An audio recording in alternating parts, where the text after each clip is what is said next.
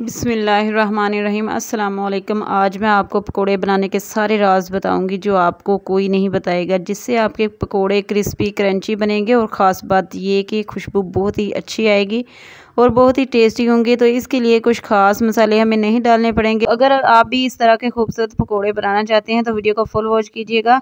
तो बिस्मिल्लाहिर्रहमानिर्रहीम, बिना टाइम वेस्ट किए वीडियो स्टार्ट करते हैं। तो यहाँ पे मैंने तकरीबन 3 से 4 आलू ले लिए थे और इनको ब्रीक ब्रीक मैंने यहाँ पे कट कर लिया है। आप देख सकते हैं आलू बिल्कुल ब्रीक होने चाहिए, जिस तरीके से मैंने यहाँ पे कटिंग की है आलूओं को। और इनको अच्छी तरह से मैंने वॉश किया और इनका सारा पानी रिमूव कर दिया। बिल्कुल आलू जो है वो आपके खुश्क होने चाहिए। अगर आलू खुश्क होंगे तो आपके पकोड़े जो हैं वो बहुत ही क्रिस्पी बनेंगे।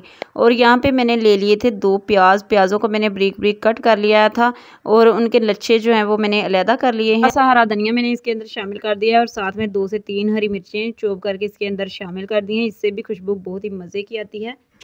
2 चम्मच भर के मैंने सूखे धनिया का शामिल कर दिया है और 1 चम्मच यहाँ पे ज़ीरे का शामिल कर दिया है। थोड़ी सी हम इसमें अजवाइन शामिल करेंगे, अजवाइन से बहुत ही अच्छी खुशबू आएगी। अब मैंने यहाँ पे 1 चम्मच नमक डाल दिया है, या आप अपने टेस्ट के हिसाब से शामिल कर सकते हैं। साथ में 1 चम्मच यहाँ पे लाल मिर्च पाउडर शामिल कर दिया है। इससे कलर जो है पकौड़ों का वो बहुत ही अच्छा आएगा। आधा चम्मच यहाँ पे हम हल्दी शामिल कर देंगे। हल्दी से भी कलर जो है वो पकौड़ों का बहुत ही मज़े का आता है। तो आधा चम्मच यहाँ पे मैंने हल्दी का शामिल कर दिया है। आप देख सकते हैं बहुत ही कम हमने मसाले डाले हैं। जो हमारे किचन में मसाले मौजूद होते हैं वही बस हमने डाले हैं और कोई मसाला हमने इसमें शामिल नहीं किया। इससे भी हमारे पकोड़े जो हैं वो बहुत ही मज़े के, बहुत ही टेस्टी बनेंगे। अब हम सब चीज़ों को अच्छे से मिक्स कर लेंगे। यहाँ पे आप देख सकते हैं मैंने सारे मसालों को अच्छी तरह से मिक्स कर लिया है। अब हमने यहाँ पे ले लेना है 1 कप बेसन।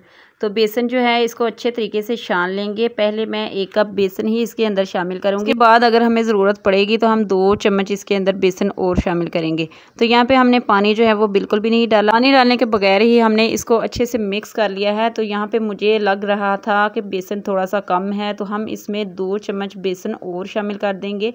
तो आप देख सकते हैं मैंने यहाँ पे 2 चम्मच बेसन जो है वो और डाल दिया है। बेसन डालने के बाद इन सब चीज़ों को अच्छे से मिक्स करेंगे। और आप जो है यहाँ पे नमक चेक कर सकते हैं कि नमक कम है या ज़्यादा, फिर आप उसी हिसाब से नमक जो है वो डाल सकते हैं। तो अच्छी तरह से मिक्स करने के बाद इसको रखेंगे, फ़ौरन इसे बनाना नहीं है। इसको जो है वो कवर करके रख देंगे तकरीबन 10 मिनट के लिए। 10 मिनट के बाद आप चेक करेंगे कि मसाले जो हैं वो काफ़ी हद तक बैठ चुके हैं। आप देख सकते हैं पहले जो है ये काफ़ी ज़्यादा लग रहे थे, लेकिन बाद में जो ये आलू और प्याज जो हैं ये ढीले हो जाते हैं और बेसन जो है इनके अंदर जज़ब हो चुका है अच्छे तरीके से। अब हमने क्या करना है, थोड़ा थोड़ा इस तरह से आपने हाथ में लेना है और पकोड़े बनाना शुरू कर देने हैं। तो आप देख सकते हैं इस तरीके से पकोड़े जो है वो हम बना लेंगे। ऑयल जो है ना तो आपका ज़्यादा गर्म होना चाहिए और ना ही ज़्यादा ठंडा होना चाहिए। मीडियम टू लो फ्लेम पे हम इनको पकाएंगे। तो तकरीबन 1 से 1.5 मिनट लगेगा एक साइड से कुक होने में। और जैसे ही ये एक साइड से कुक हो जाएंगे तो हम इनकी साइड चेंज कर देंगे। तो माशाल्लाह से अल्हम्दुलिल्लाह हमारे बहुत ही मज़े के पकोड़े रेडी हो जाएंगे। तो आप देख सकते हैं कलर आप चेक करें कितना अच्छा आया है। बहुत ही मज़े के पकोड़े, बिल्कुल बाज़ार से जो है वो आपको लाने की आज के बाद कभी भी ज़रूरत नहीं पड़ेगी।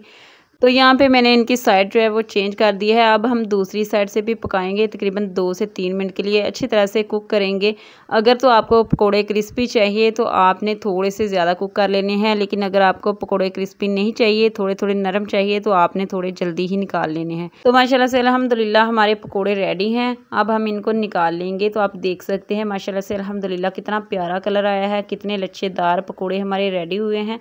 अब हम इनको निकाल लेते हैं और इसके बाद जो है वो मैं आपको फाइनल लुक इनकी दिखाऊंगी। माशाल्लाह अल्हम्दुलिल्लाह हमारे पकोड़े रेडी हो चुके हैं। अब मैंने इनको प्लेट में निकाल लिया है। अब हम बाकी जो बचे हैं वो भी सारे इसमें डाल देंगे और इनको भी हम फ्राई कर लेंगे। तो माशाल्लाह से अल्हम्दुलिल्लाह हमारे सारे पकोड़े रेडी हो चुके हैं। बहुत ही मज़ेदार, बहुत ही क्रिस्पी, बहुत ही क्रंची पकोड़े, बहुत ही खुशबूदार पकोड़े हमारे रेडी हो चुके हैं। अगर आप भी इस तरह के पकोड़े बनाना चाहते हैं तो जाके फटाफट से बनाएं, अपने प्यारों को खुश करें, अपने बच्चों को दें, क्योंकि बरसात का मौसम है। बरसात के मौसम में पकोड़े बहुत ही अच्छे लगते हैं। तो माशाल्लाह से अल्हम्दुलिल्लाह बहुत ही मज़ेदार पकोड़े हमारे रेडी हो चुके हैं। मुझे उम्मीद है ये वीडियो आपको पसंद आई होगी। अगर पसंद आई हो तो प्लीज़ वीडियो को लाइक, शेयर और सब्सक्राइब कर दीजिएगा और बेल का बटन भी दबा दीजिएगा ताकि मेरी आने वाली हर वीडियो का नोटिफिकेशन आपको टाइम से मिलता रहे। तो मिलती हैं नेक्स्ट वीडियो में, तब तक के लिए अल्लाह हाफिज़।